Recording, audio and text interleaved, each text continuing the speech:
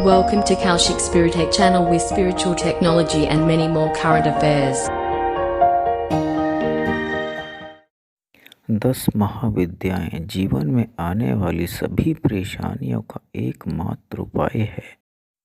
मनुष्य जन्म से लेकर मृत्यु तक अनेक तरह की उलझनों में उलझा रहता है।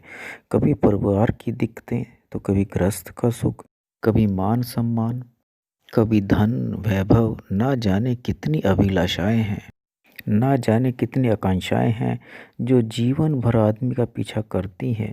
आदमी की सारी आकांक्षाएं वो जीवन की हों या जीवन के बाद मोक्ष की, अगर किसी तरह पूरी हो सकती हैं तो उसका एकमात्र रास्ता है 10 महाविद्याएं। क्या है ये 10 महाविद्या?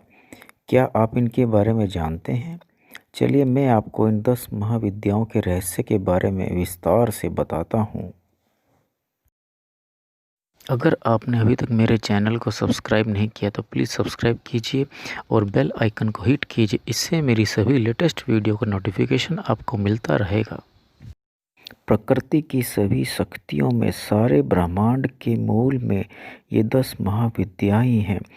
ये 10 महाविद्या हैं जो प्रकृति के कण कण में समाहित हैं और इनकी साधना से मनुष्य इहलोक ही नहीं परलोक भी सुधार सकता है। 10 का सबसे ज़्यादा महत्व है। संसार में 10 दिशाएं ही हैं। ये 10 महाविद्याएं आदि शक्ति माता पार्वती की ही रूप मानी जाती हैं। 10 महाविद्या विभिन्न दिशाओं की अधिष्ठात्र शक्तियां हैं। भगवती काली और तारा देवी उत्तर दिशा की, श्री विद्या षोडशी ईशान दिशा की, देवी भुवनेश्वरी पश्चिम दिशा की, श्री त्रिपुर भैरवी दक्षिण दिशा की, माता छिन्नमस्ता पूर्व दिशा की, भगवती धूमावती पूर्व दिशा की, माता बगलामुखी दक्षिण दिशा की, भगवती मातंगी व्याय दिशा की तथा माता श्री कमला नृत्य दिशा की अधिष्ठात्र हैं। ऋषियों ने इन्हें 3 रूपों में माना है, उग्र, सौम्य और सौम्य उग्र।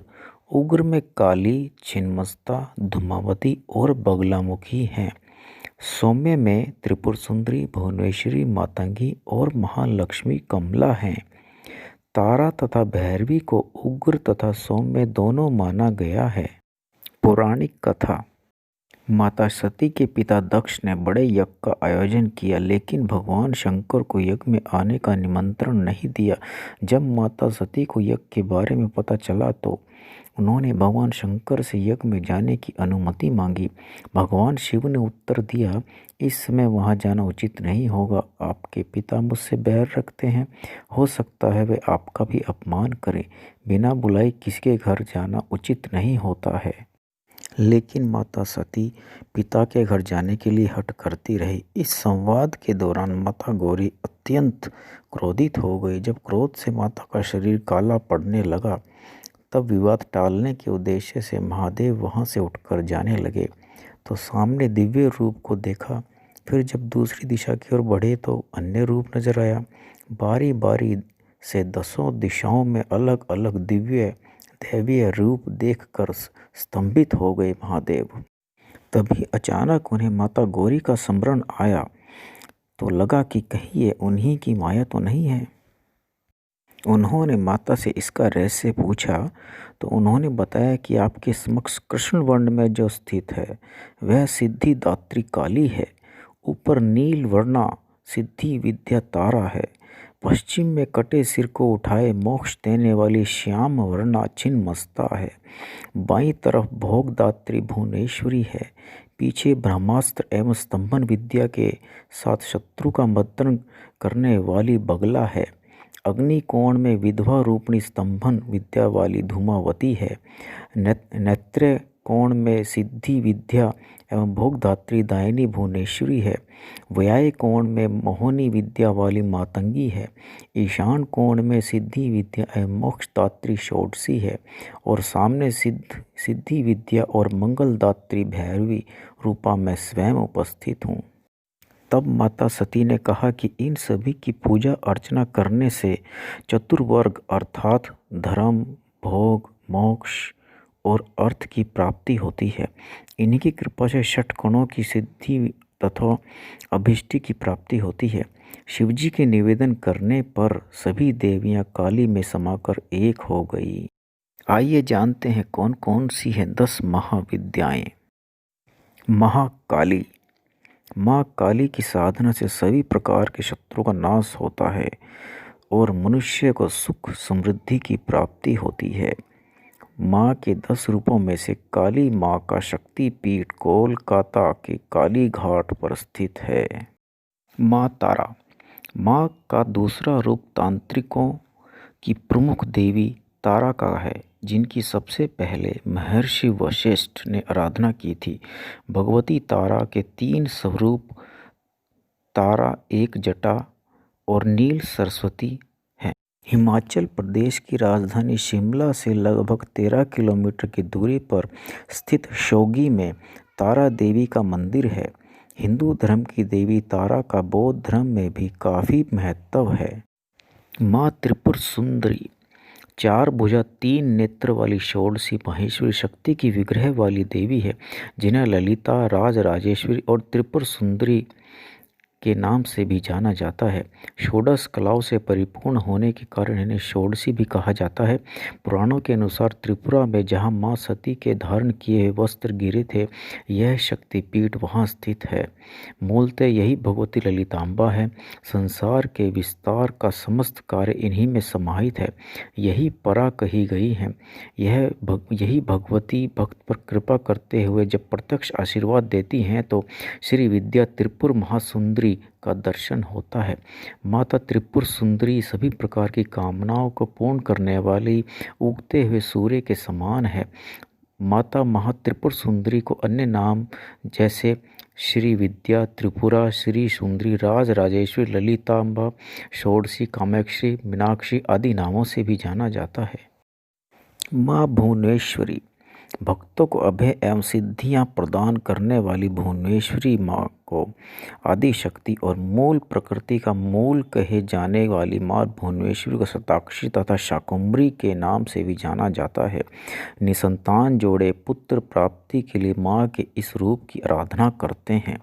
यह भगवान शिव की समस्त लीलाओं की मूल देवी है। यही सबका पोषण करती है, प्राणी मात्र को अभय प्रदान करती है, समस्त सिद्धियों की मूल देवी है। भुवनेश्वरी की आराधना से संतान, धन, विद्या, सद्गति की प्राप्ति होती है। माँ छिन्नमस्ता। माँ छिन्नमस्ता की साधना से न सिर्फ शत्रुओं पर विजय प्राप्त होती है बल्कि साधकों को मोक्ष भी मिल जाता है। झारखंड की राजधानी रांची से लगभग 79 किलोमीटर की दूरी पर दामोदर नदी के किनारे माँ छिन्नमस्तिका का मंदिर है।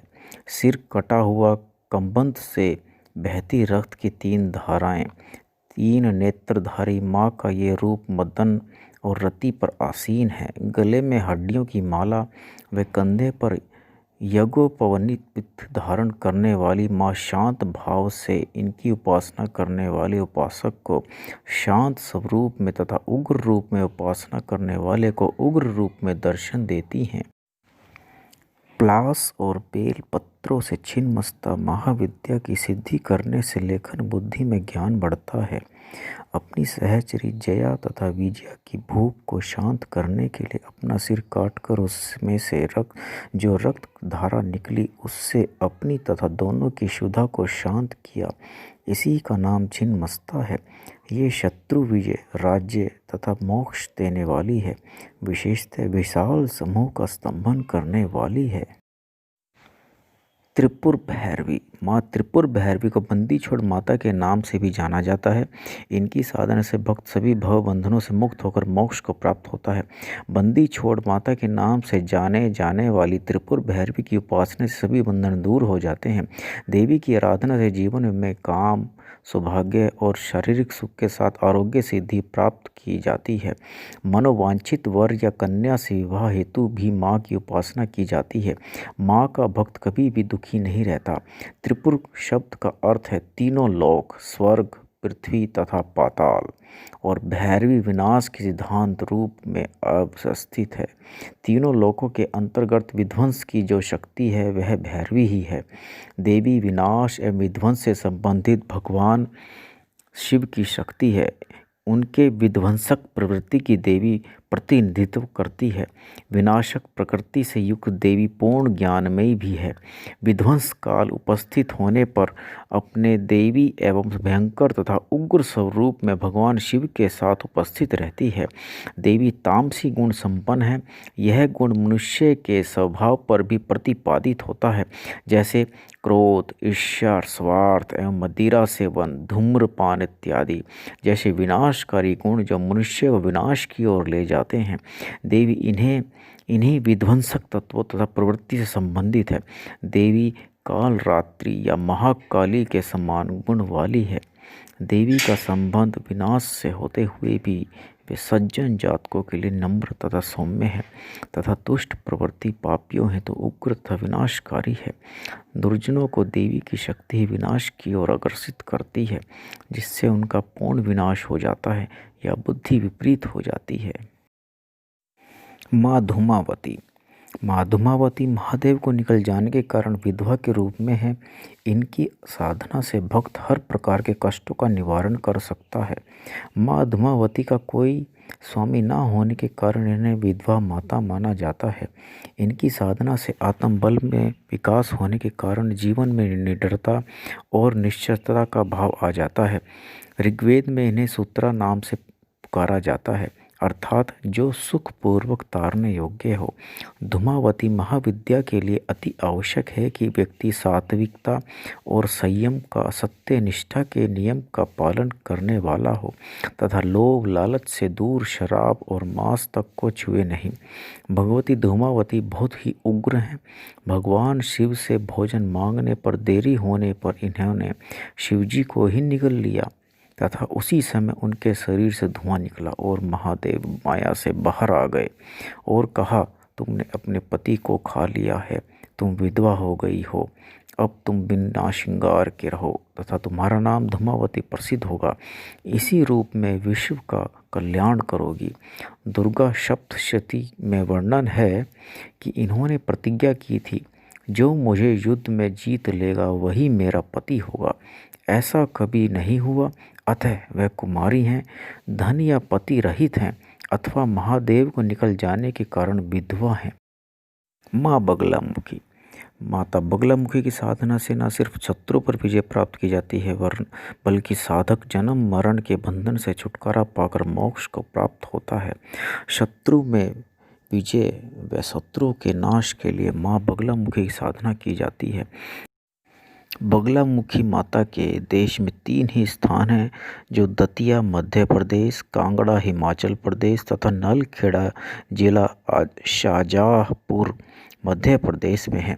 महाभारत के युद्ध के पूर्व कृष्ण और अर्जुन ने माता बगलामुखी की पूजा की थी। माता बगलामुखी की साधना उपासना शत्रु का अतिशीघ्र नाश करने वाली है।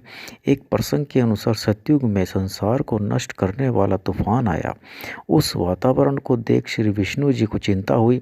उन्होंने सौराष्ट्र देश में हरिद्रा सरोवर के समीप तपस्या कर श्री महात्रिपुर सुंदरी को प्रसन्न कर लिया। उसी सरोवर से बगला के रूप में प्रकट होकर उस तूफान को शांत किया। यही वैष्णवी भी है। चतुर्दशी सोमवार की मध्य रात्रि में प्रकट हुई है। इनकी उपासना शत्रु शमन, विग्रह शांति और अन्य कार्य के लिए की जाती है। भगवती मातंगी। असुरों को मोहित करने वाली तथा साधकों को अभीष्ट फल देने वाली शक्ति का नाम मातंगी है। इनकी पूजा गृहस्थ जीवन को श्रेष्ठ बनाने के लिए की जाती है। चंद्रमा को मस्तक पर धारण करने वाली माँ मातंगी श्याम वर्ण की हैं। भगवती मातंगी मातंग मुनि की कन्या के रूप में अवतरित हुई हैं। ये परिवार की प्रसन्नता तथा वाणी वाक सिद्धि देने वाली हैं।